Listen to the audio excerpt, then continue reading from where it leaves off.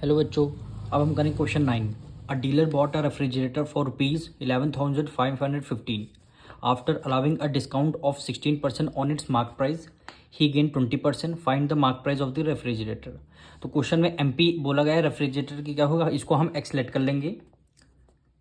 Question 9, let the mark price of refrigerator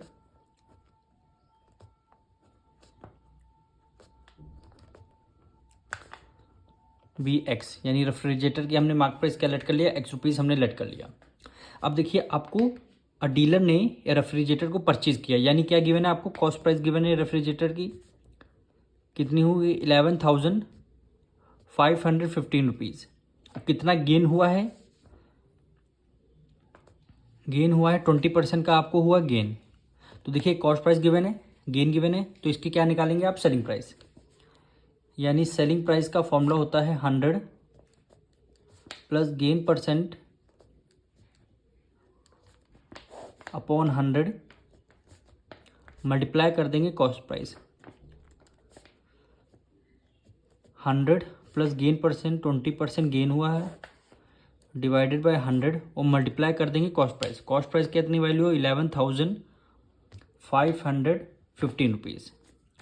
इसको आपको solve करना है, यानी 100 में 20 ऐड करेंगे, कितना हो गया 120 अपॉन 100 मल्टीप्लाई ₹11,515। ज़ीरो से ज़ीरो आपका कैंसिल हो गया।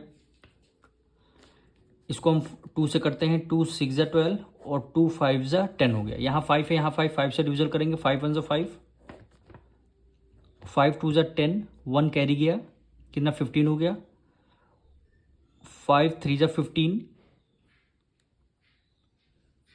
और 5 3 ज़ा क्या हो जाएगा 15, जीरो लगा दी, डिवाइड ब्रेक हुआ, 5 3 ज़ा 15 हो गया।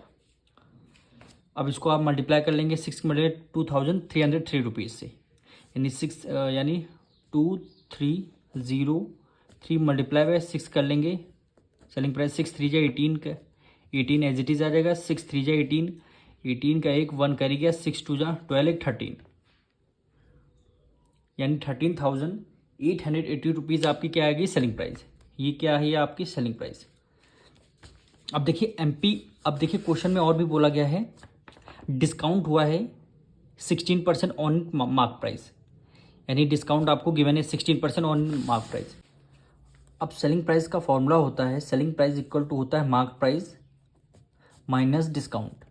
अब सेलिंग प्राइस आपका कितना आया है 13,818 इक्वल टू मार्क प्राइस हमने क्या लेट किया है रेफ्रिजरेटर का ₹X, यानी मार्क प्राइस देखिए ₹X हमने लेट किया हुआ है, और डिस्काउंट हमारा कितना है, कितने परसेंट हमारा डिस्काउंट है 16% ऑन इट्स मार्क प्राइस, यानी कितने परसेंट वो है 16%।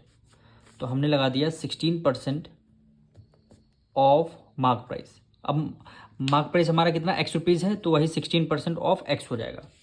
इसको आपको सॉल्व करना है, यानी 13,818 equal to X minus 16, numerator से फ्रैक्शन वो परसेंटेज है, डिनोमिनेटर में 100 आ जाएगा, ऑफ की जगह मल्टीप्लाई लगा देंगे, x की मल्टीप्लाई ऑफ 16 से करेंगे तो क्या आ जाएगा 16x आ जाएगा।